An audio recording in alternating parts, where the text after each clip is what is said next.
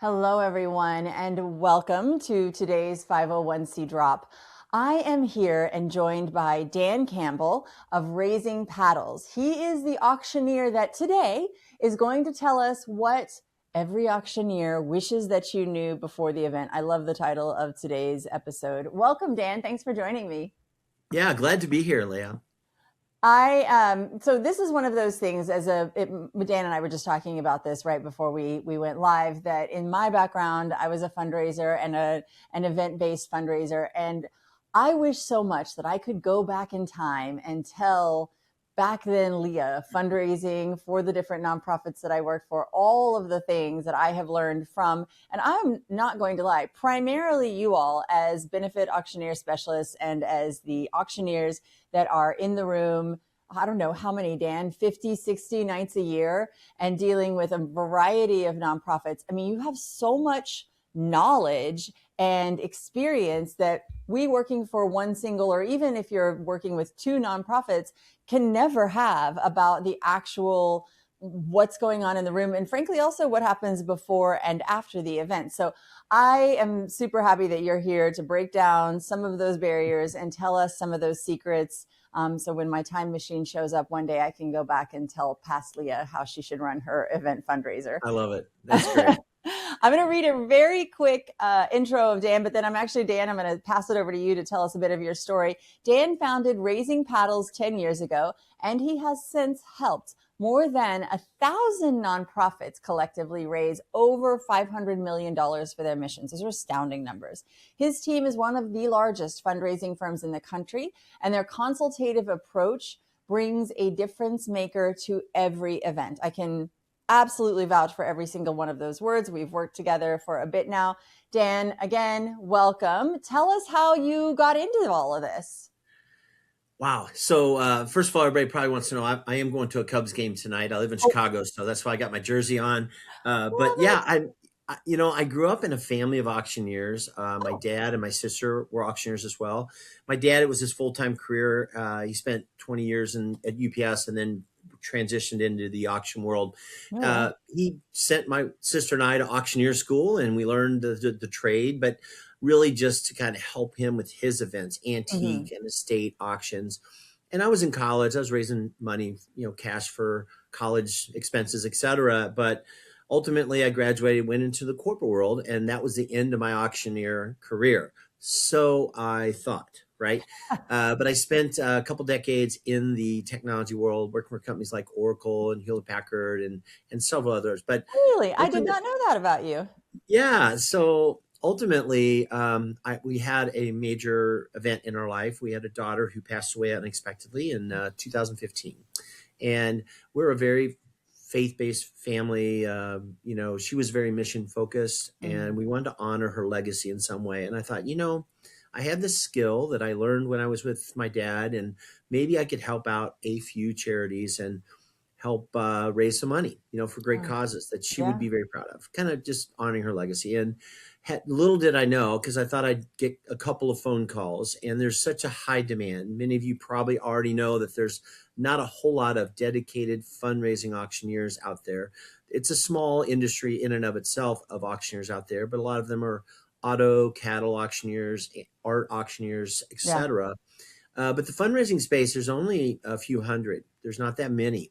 And as you probably all know, there's 1.5 million nonprofits in America. So there's not enough of us to go around. So soon I was getting calls left and right, and I started really booking up a lot of events. And we're doing about 300 events a year, Leya, now, raising over $120 million a year. It's incredible, the journey we've had over the last 10 years. And just get to, think about our daughter in a way that turning a tragedy into something positive is really, really special to us. So, Dan, that has to just be the most incredible story, and what an honor to your daughter and what you're doing with. And could I ask what her name is? McKenna. That's such a beautiful tribute and testament, and an ongoing tribute to her. That's just incredible, and I'm so sorry for that, but I'm so happy you're here with us today. Thank you very much. Yeah. I did not expect that whole story, so I'm taken aback a little bit. But all of us come to nonprofits for some reason, right? And they are typically bigger than we are. in general. So I do think that type of, and I do know that, and I don't know if people that are watching and listening to this know that there is a strong family connection in the auctioneer world. A lot of times the auctioneers come from, that was news to me actually when I first met you all auctioneers, that was such a kind of a typical path. So Mm-hmm. fascinating that you moved away and then came back. Do you find that the time you spent working in the tech world has influenced, for good or bad, your auctioneering path? Significantly. In Mm. fact, I think one of the things that a fundraising auctioneer does that isn't always as prevalent in some of the other parts of the auction world is the consultative aspects. And we're Yeah. going to talk deeply about that here on this podcast, about how do we consult our clients to help them optimize for fundraising, maximizing their fundraising for their event. And I had a lot of consulting experience in the world that I was in. Mm-hmm. Once I left it, I couldn't leave that skill trait. I took it right along with me into Yeah. the world of fundraising. So I love it. Well, all right, let's start there then with the consulting. So what makes the decision? So I guess let's really start at the start. The decision to hire a specialized auctioneer for an event, like whether or not to do that, and then secondary to that, which one to hire. What is it that makes that so important? What are the factors that should be considered? I think many organizations, the first thought is it would be entertaining to have an auctioneer. It would be somebody who feels comfortable on stage. Mm-hmm. We've all seen that experience where a volunteer has stood up on stage and really didn't know what to do, right? And Yeah. it's not their fault. It's just not their skill set. Yeah. So it's not like adding a band either. Yes, it can be fun to have a performance of an auctioneer, but I like to have you think of us as a revenue strategist with a microphone. Oh, I've never heard that before. Those are good Yeah. words. And so when we are brought in early enough, we can make a lot of impact in various areas, such as the run of show, the timeline, how to optimize that for fundraising with that Uh-huh. fundraising lens on, the live auction that many people have. Not everyone, but a lot of people like to have a live auction. It's exciting, it's entertaining. A paddle raise or a fund to need, you might call it. Other revenue enhancers that sometimes the auctioneer is a part of as well. We can talk about that a little bit. And even the logistics of the room, how to set up the room, things that happen in the Like room physically the that, space, you mean? yeah, the space physically, Huh. visual sight lines, sound, AV, all those things. We've seen what works and what doesn't work. And when it doesn't work, it can be a disaster. When the Yeah. sound is not high quality, if you can't hear what's going on stage, how do you connect? How do you engage with the mission, right? So all of those things we can look for, just based on our best practices, what we've seen at 300 events a year, how we can maybe make a few decisions that will not only raise more money, but it could be the difference between losing thousands of dollars that walk out the door that could have gone into the mission because we weren't prepared, right? Yeah. I realize also that I said 50 or 60 events a year, and here you're saying 300 events a year. So I Well, I grossly under personally do 50 or 60. you're We have a okay. team, right? You one So, human are oh my physically gosh, I got I'd have no family life if I did 300 I know, minutes, right? right? Like, how is that even possible? For sure. All right. So then I know we'll come back to more of that contextual piece, but what makes a really good live auction? That one piece. What makes a really great live Yeah. auction for an event? And that's often one of the first reasons why somebody is going to reach out to us. They Sure. think, well, gosh, if I bring him a live auctioneer, he's going to know how to sell things, and we do. We go to auctioneer school. There's at least 12 auction schools in the country where we go get training. It's a thing, right? Mhm. And we are very skilled in that area, and it is a life skill. You learn it, and you continually drill and practice. And there are some amazing auctioneers out there, but I think a real good live auction in a fundraising event has to be mission focused and Yeah. also has to be time sensitive. A lot of auctioneers, my dad, for example, it was an all day event to sell an estate, somebody's estate with all their belongings and their valuables, right? And obviously, when you have a audience of, I'll call non-professional auction people, right? Attendees. They don't go to mini auctions. Yeah. Some do, but they're used to coming for the party, having a little fun, maybe some entertainment at the end. You've got them for about 3, maybe 4 hours, which is an awfully long time, and they're starting to fatigue. We're seeing more and more audiences that are leaving early. They're fatiguing on too much content, too much vision casting, and too Sure. big of a live auction. So 6 to 8 items, maybe anywhere from 10 to 20 minutes of auction time. A professional fundraising auctioneer is going to average 2 to 3 minutes per item. So if you have 6 or 8 items, that's going to take 15 to 20 minutes, right? If you want to shorten your live auction, fewer items, including description time, including selling time, can take that 2 to 3 minutes. So you want to kind of factor that in. Now, a non-trained or a non-professional auctioneer typically doesn't go quite as efficient, and they might take 5 minutes per item or 6 minutes per item. So you got to factor that into how many auction items you have based on the kind of auctioneer that's going to deliver on that, right? So be very careful not to have a live auction that goes too long. Right. Having the right items, things that have mass appeal, things that are hard to find, hard to get, things that provide a lot of options. So all of those, that flexibility, making sure an auction item is consumable for a broad appeal to all of your audience. If you have an item that's really special, but only one person in the room wants it, you're not going to have a lot of bidding. Conversely, you could have something that everybody might have interest in, like a big screen TV, but they can get that on their smartphone at their Costco app or Sam's Club app or at Walmart, wherever. They don't need to buy it at a live auction, and the bidding is going to be muted, right? Because of that item. It has a natural top end. There's a natural cap. Now, if you do get a donation of a TV, for example, let's put it in the silent auction, where those people that are really in demand or really need an item like that, they're going to still bid on it. It's just not great for the live auction. Let's bring the wow factor to the live auction as much as possible. And I love the fact, just to tie into auctions, you know, when many customers have a live and a silent auction, BetterUnite is a great technology. I put a little plug in for you to manage all that, right? Manage that that auction experience that is through the smartphone, but also to capture the information for each live auction item after they are sold, right? All of that can be in one place for you if you're using BetterUnite, right?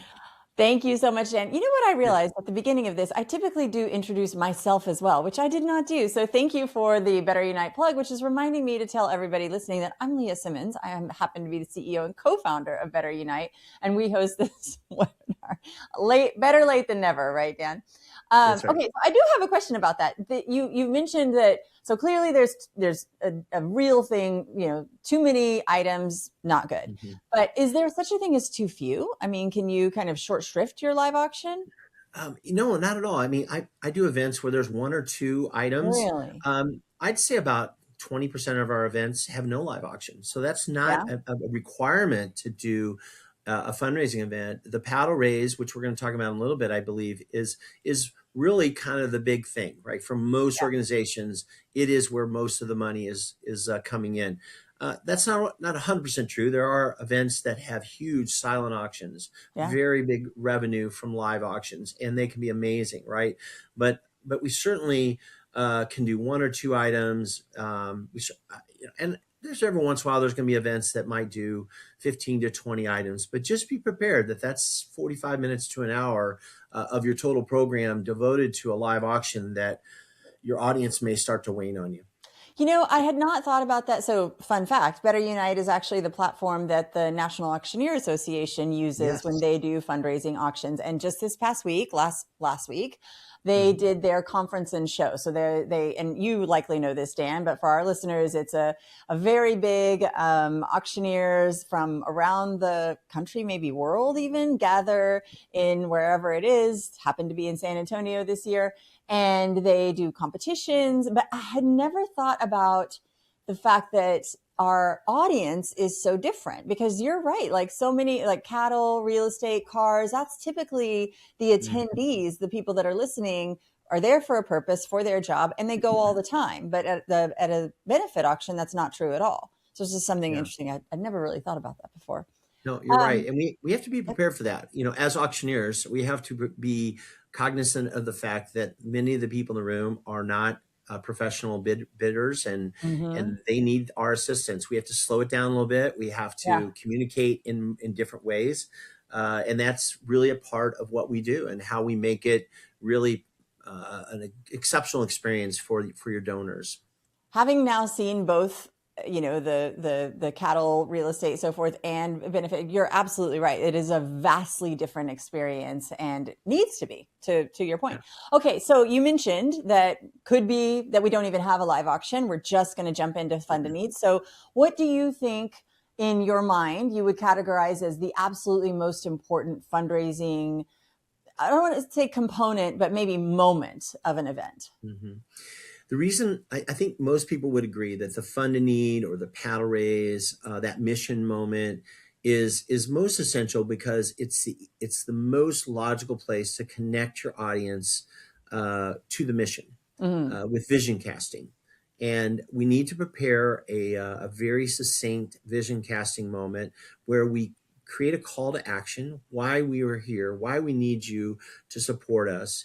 And it's more than just showing up for the party, right? It's digging deep to help us change lives and save lives in so many ways, right? So part of our consultation, and many organizations have it down, they know their missions, of course, but it can go awry if you have too much vision casting.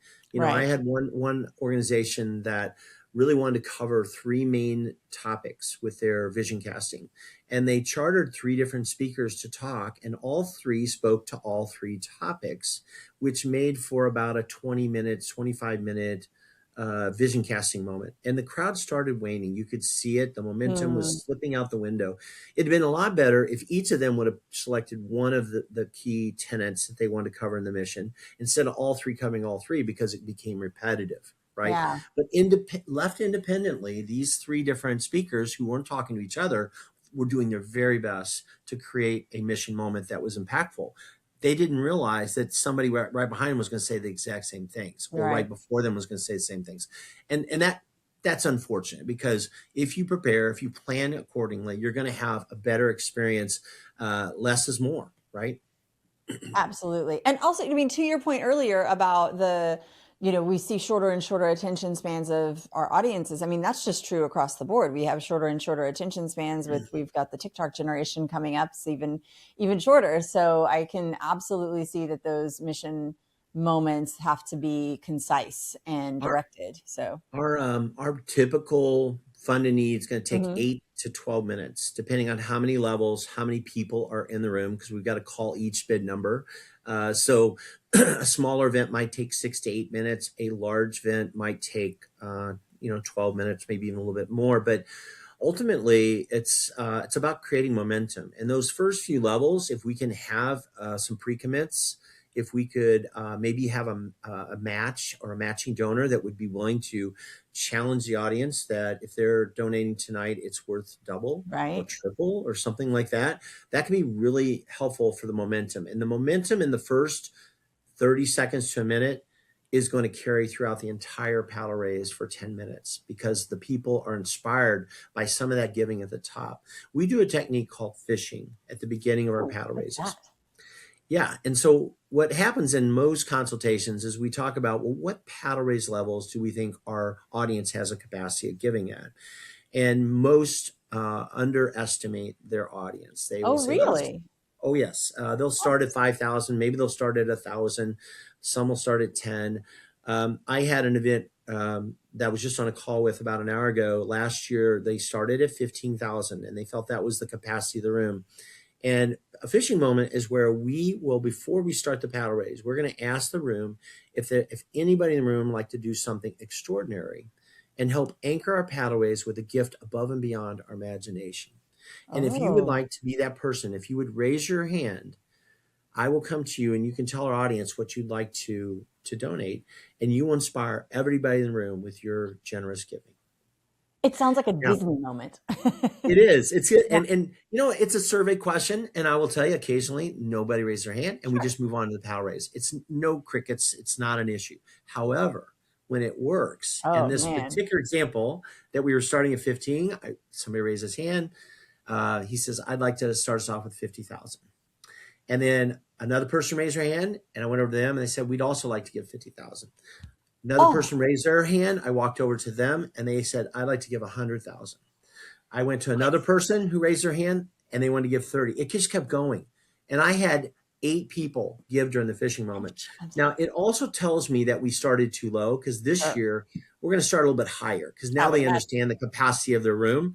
We're probably not going to start at 100,000, but here's the thing. If I'd have asked for 15,000, guess what? The audience is going What to they give would me have given. 15,000. Yeah. And yet between those 8 donors, we probably had, $200,000 of giving before we even started the paddle raise.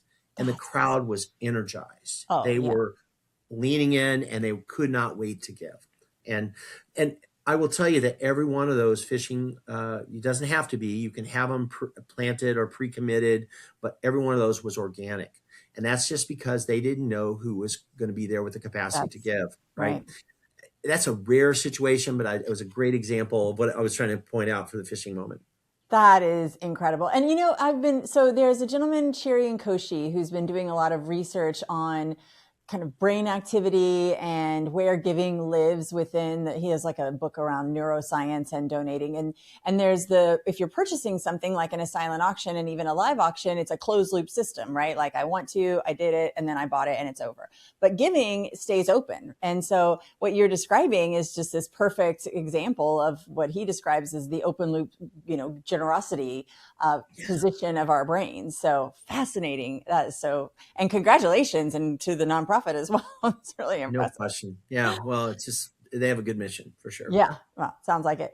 So if somebody comes to you or I don't know, if I were hiring you, what I would really want to know is like, what can I do to make the room just electric? What can I do so that it feels like because I've been to those events where one of you, an auctioneer's on the stage and the room just is buzzing. Like it's like there's energy. And how do you kind of manifest that?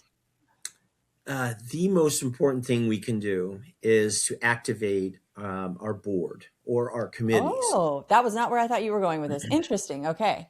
And we do board training for many of our organizations. I do about Mm-hmm. 2 or 3 of these presentations a week myself, and we really want to focus on getting the board to realize their role at the event. It is sort of a work night for our board. I realize some organizations that are listening to this, maybe a school, they don't have a board per se. They have committees, or maybe they have alumni that could be in that same framework.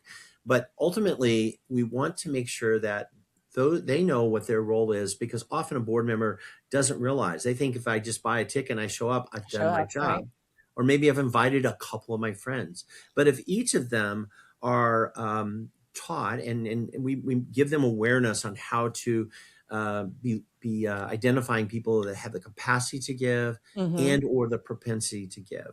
And if they're more intentional inviting those people and filling their tables, if they're a table captain or if they promise to fill a table, if they fill people with the right people, and there's no wrong people, but they're more of the right people, the people that are ready to give for the right reasons, we can do some magic. I had an event a couple years ago where they had 15 board members. And after our presentation, 14 of the board members filled their tables with people that had a capacity and permits to give. They were really leaning into it. But our 15th board member went out and filled 14 tables all by himself. Wow. He was bringing people in from Miami, I from don't know that I know that LA. many people.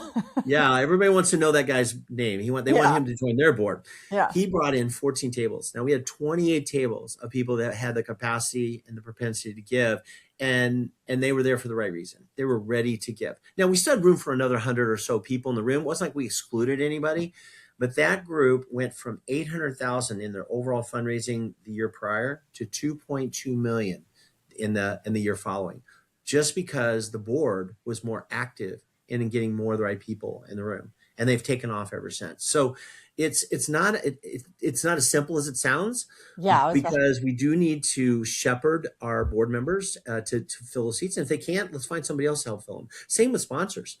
We ask a sponsor to fill. We give them 10 tickets as part of their sponsorship. And then they go back to their busy day life and run a successful business. And all of a sudden it's a week or two before the event, and like, oh my gosh, Forgot I all got to about fill it. these seats. Yep. And they're gonna start inviting their new hires, their Mm-hmm. secretaries, their family members. Those are not additional giving units. And Right. so we want to be, as board members and staff, good at shepherding our sponsors and not put all that pressure on them to fill those seats with the right people. If they can't fill them, let's get them back and let's help them fill those seats. Maybe we don't have a sponsorship with 10 tickets. Maybe it's a sponsorship with 2 or 4. That sponsor can still ask for more tickets if they want, but the reality is they can fill a couple seats, and then we can surround them with mission focused people, which Oh. creates better opportunity to engage with those long-term sponsorships. Now that's an interesting strategy that I've never thought about. So you take a few and then you put other people that are inspired around them. That's right. Do you have some words or language that you suggest using around? Because I just, again, putting myself back in that position, asking somebody who's sponsored that maybe, you had to go out and cultivate and get the sponsorship, asking them to fill the table with those that could actually give or have capacity. It feels like it could be a little bit awkward. Do you have suggestions or tips for folks around that?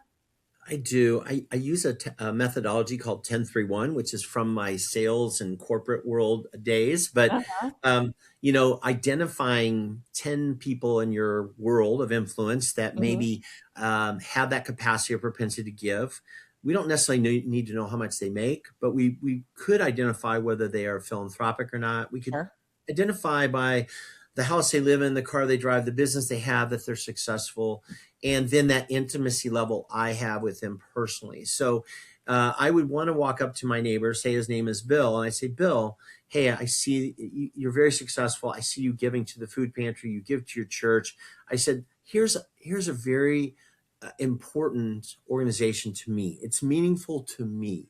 And I would love for you to join me in supporting this event. Would you come and be my guest at my table and help us fundraise for this event? And it's not a hard question to ask if they're friends. It's a Right. little bit harder if there's somebody that is a stranger to you, right? Sure. And just hoping that they will. Now, it doesn't have to be my neighbor or my friend. It could be a contractor. It could be somebody I do business with. And it's maybe I sponsor them and I do things for them, quid pro quo, right? I mean, whatever you call it. So there's a lot of different groups in your world, your sphere of influence that you could approach. And just getting 3 or 4 couples to the room and you have 10 board members or 10 table captains or 15 table captains can make a world of difference. And Hmm. we're not going to exclude those that support us in other ways. They support us Sure. with their hands, in so many other ways. We just want to make sure that we are setting up for not just a fundraiser, but a fundraiser. I love that. Yeah, because they do at the end of it all too. Like people have taken time out of their busy lives, and of course they're supporting you, but they also came to have fun and do something that was enjoyable and be in relationship with people around them. That's actually my favorite part of nonprofits or nonprofit events. So, do you find that there's any, like, if there is one particular thing that nonprofits across the board tend to overlook when they're beginning the planning stages, when they're in the beginning planning stages for their event? Well, I would say one thing I worry most about is that run of show, that timeline. Uh, there's often a lot of voices that are coming into play that want certain things Yes. done, including some of your key donors. They want their moment to shine as well, especially an Mm. honoree, an award winner. And as you start filling up your timeline with all of those things that can be, momentum killers. I think even the technology space Oh, where you live, Leia, is that if there's long checkout lines, that can be a problem. That could be the last impression they have of your event, and they will not come back. I Right. jumped on my soapbox. Right. So when you have too many talking heads, that can detract, right? When you Mhm. have AV situations or sound issues that go awry, that can be an issue. And any long lines at the bar or at the checkout line Or or even the anything, check-in line too. Like check-in line we're too. between them and their drink and their friends. And if they're sitting there frustrated and waiting, then we tee them up to you, frustrated and annoyed immediately. Yeah, I'd say test your technology before the event. Do a Wi-Fi check, train your staff, make sure your staff. I'd even have some volunteers pretend to go be guests and go from check 100. in to checkout. Right, just make sure everybody is seeing what good looks like, and they can flesh out the flaws before they get to the go time when all the guests arrive. Want to make it a seamless experience. That technology is sort of invisible for the night. If it becomes an issue they remember, then they're not thinking about your mission, It right? has failed. Exactly.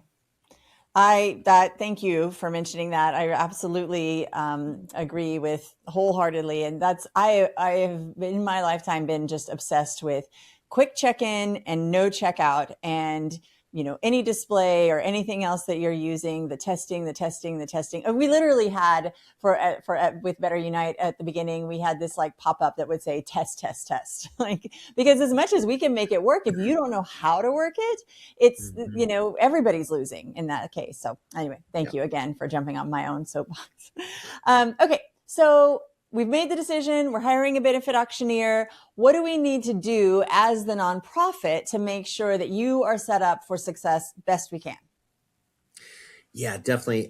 Many of our organizations will provide scripting. They will identify key guests, major donors. We Mm-hmm. want to understand the audience, who's in the room, and people that like even certain tables. I'll give you one really unique example. I had a great client who subtly, we had about 40 tables in the room, and everybody had their centerpieces, and they were low profile, which was great because I can see everybody. Tip. Yes, But big rule. what they did is they added a candlelight, a few candles at a few of the tables. And from the stage, what we learned was that they had identified to the stage Oh, where the key donors were, the major donors were. That was their tables.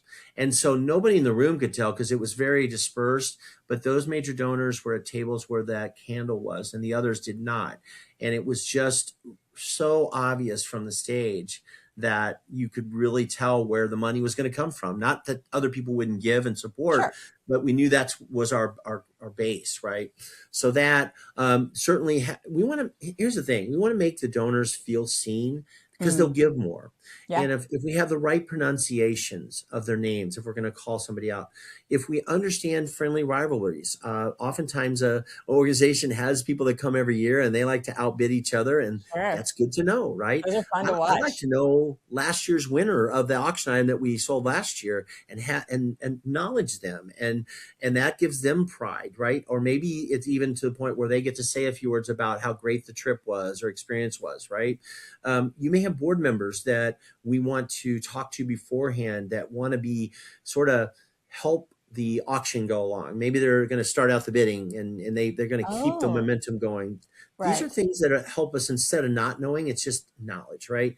Are there any key companies that need to be recognized? Because again, if they feel seen, they're going to give more. And any real human details, all of that, everything I just said will help loosen the wallets. I'm just going to say it right now. That's how we're going to raise more money is if we For get sure. a connection to that audience. We want a connection to the mission, so we want as much mission information as we can.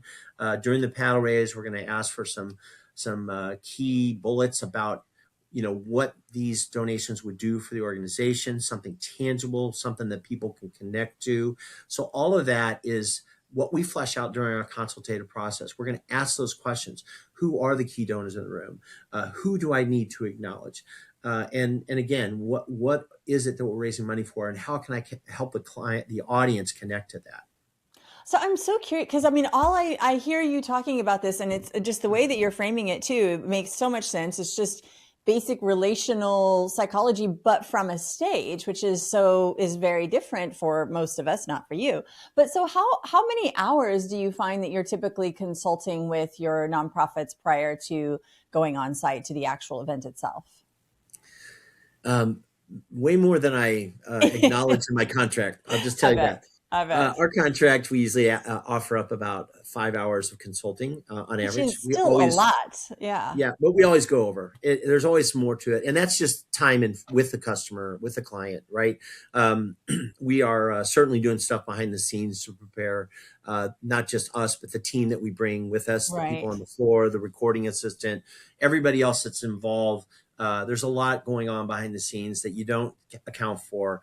Hundreds of hours to be candid. And that's the same for the committees, same for the staff. They work tirelessly. They all need a vacation after the gala, so I I think they should go for sure, but it's worth it, right? I actually don't think they should go, Dan. I think they need to still follow up on those gifts and make sure you've got True. moves Gratitude management in plan. place, then take your rest. All right. Good idea. Um, I'm with you.